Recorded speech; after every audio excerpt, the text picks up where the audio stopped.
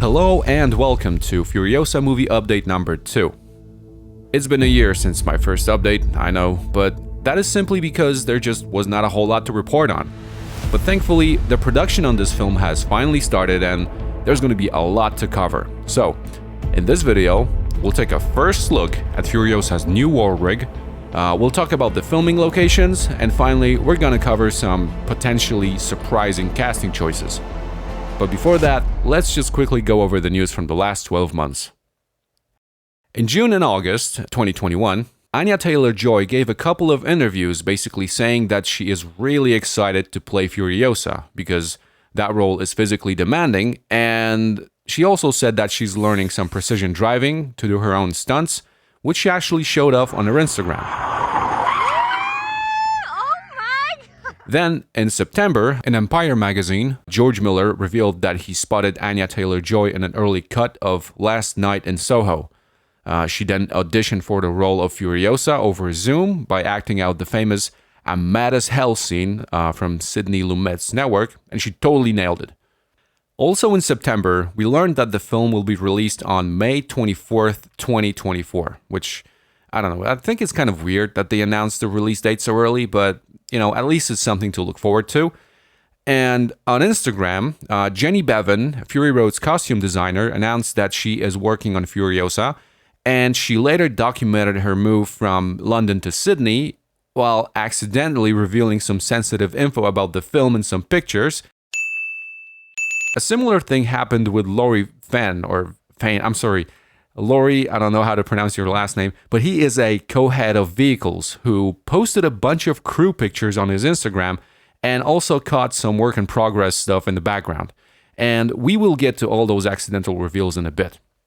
Then, in November, we learned that Yahya Abdul-Mateen II will not be in this film, and he was replaced by Tom Burke. And then in December, we learned that Simon Duggan is gonna be the cinematographer for Furiosa. If you don't know who he is responsible for The Great Gatsby and Hacksaw Ridge.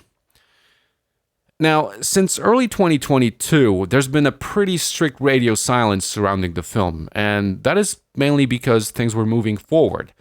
Production marquees were spotted in different locations, local talent agencies started to look for actors. If you're an actor and are keen to represent the Silver City on the silver screen, then this is your chance.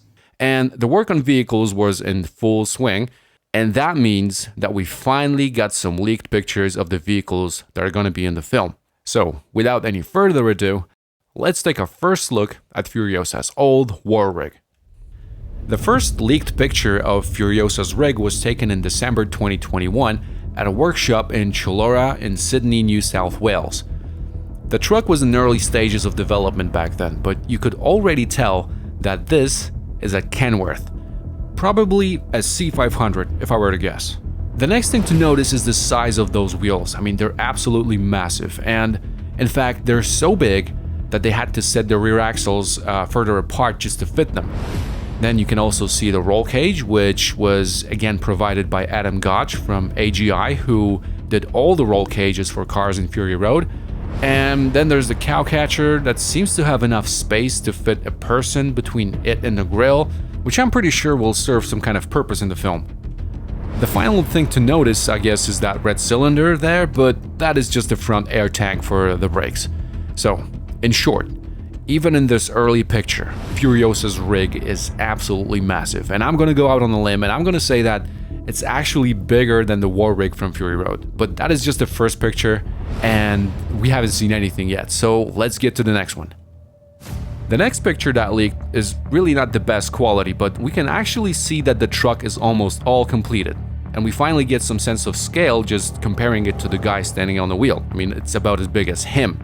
But the most interesting thing is happening right behind the cabin, because it turns out that the rig has 2 excavator arms equipped with bucket attachments.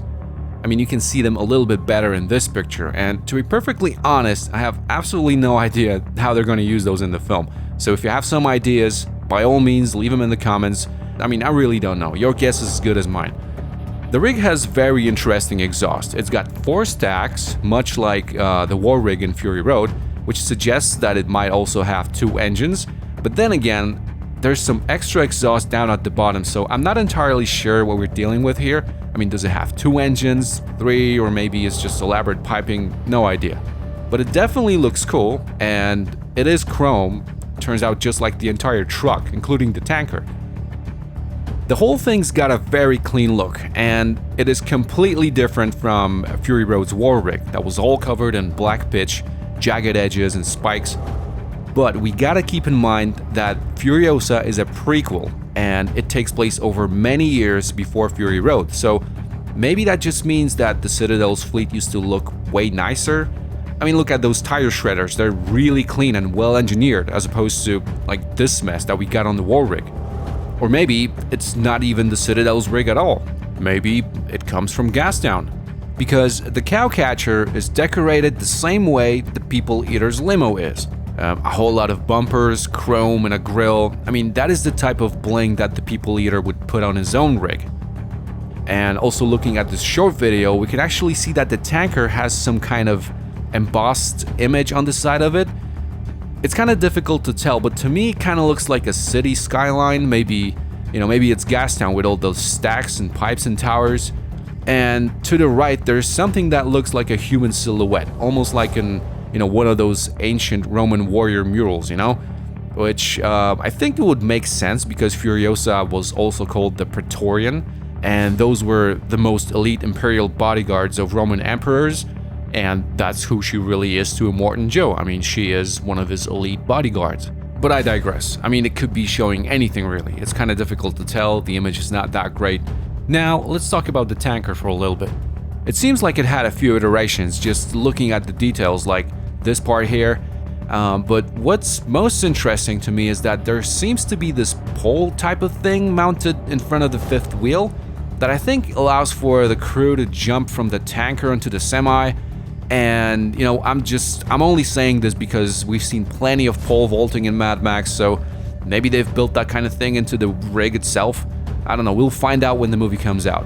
So, to sum it up, Furiosa's old rig is massive, and, I'll even say that it's bigger than the war rig from Fury Road, but it definitely looks not as armored or battle ready. I mean, it's got a clean look that's literally shiny and chrome, and it's got some features that make it really unique, and needless to say, I cannot wait to see how it performs in the film. Now, let's quickly go over some other vehicles that were spotted. First of all, a few Fury Road cars are making a return. The Gigahorse and the Buick, technically a Polecat, were spotted being transported in Narrandera, New South Wales, which is an hour and a half away from one of the filming locations in Hay, New South Wales. And more recently, the F-350 claw truck was spotted driving around Broken Hill alongside the Buick. Meanwhile, in Silverton, someone filmed 2 vehicles being moved. One, I think, is a Maple Leaf tow truck, and the other seems to be a small tanker truck. On Instagram, Lori Fan accidentally showed a 67-68 Mercury Cougar that looks very lifted. And Jenny Bevan accidentally took a picture of this 1962 Oldsmobile Cutlass F85 in one of the workshops. Speaking of her, she also accidentally revealed some info on a few bikes from the film. So, what we're gonna see is BMW 1250, multiple Yamaha's YZ450s. There's gonna be a Yamaha XVS 650 and a Yamaha MT-09, and those bikes will be used by quote-unquote refugees.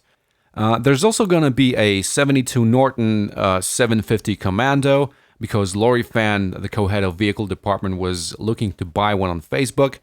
And he was also looking for a line drawing of a 77-78 Mercury Cougar XRT and a complete fake horse with a fake head. And on top of that, I got in contact with a man who sold his 1959 Oldsmobile to the production of Furiosa a year ago, and he provided me with a pretty substantial history of the vehicle, so that's another one that we can add to the list. Meanwhile, some of the bikes were already spotted hidden in production tents in Newcastle, New South Wales, which brings me to another point: filming locations. One of the filming locations is the flat plain around One Tree Hotel, which is just 38 kilometers away from a town called Hay in New South Wales. And you can see that they've set up marquees around the historic One Tree Hotel to use as a base for filming on the planes, while the entire crew settled in the town of Hay. They've completely booked out all hotels and accommodations since March, going to restaurants and cafes, which greatly contributed to the local economy. A lot of stunts were filmed on those planes since March, and that apparently went completely under everyone's radar because on the 18th of May, the Riverine Grazier, I'm hoping I'm pronouncing this right, they reported that the production crew had left the town of Hay. And to thank the locals for their hospitality, the crew personally founded a colorful fireworks display and donated some money for charity. Another filming location seems to be on the sand dunes near the Stockton Beach in Newcastle, New South Wales. This location looks way more like Fury Road, so I'm guessing they might be shooting some Furiosa's later years over there, but from what I found out, they haven't filmed anything there yet. And then there's of course the main filming location, which is the area around Broken Hill and Silverton. Silverton is just 26 kilometers away from Broken Hill, and according to some reports, they're filming about 5 kilometers north of Silverton. The production set up their headquarters just 35 kilometers away from Broken Hill in the same place where the Monday Bash was just held, and as you can see, there is a significant amount of production marquees which are really hard to miss, so I'm hoping we're going to get some more pictures from that area quite soon. Anya Taylor-Joy arrived in Broken Hill about 2 weeks ago along with George Miller, and you can see them both boarding a plane directly to Broken Hill in those pictures. And Anya went right to work with her stunt double, Haley Wright, and she's also working with Richard Norton, who played one of the Imperators in Fury Road. Tom Burke is also in Broken Hill, and he's been spotted having some lunch with Anya. And of course, Chris Hemsworth is in the area, and he's been mixing in with the locals, and he even shared a few pictures from Broken Hill on his Instagram already. But to me, that is not the most interesting thing, because it turns out that David Collins from the Umbilical Brothers, or the Upside Down Show, if you know what that is, well, he is gonna be in the film as well. I'm as big as Chris Hemsworth now. No, you're not. He's just further away. That's how they do it in the movies. He was flown into Broken Hill via private jet along with CJ Bloomfield, who is also appearing in Furiosa, and another actor that was brought in with them is Matus Paz, who goes by Matus the Pharaoh. But it's going to be good to get on set tomorrow for some stunt rehearsals. Yeah! And both CJ and Matus had been filming for about a week at this point, and they've been posting about it on their Instagrams, and as you can see, they're both big guys, so I think they're going to be playing some kind of henchman. But who's David Collins going to be playing?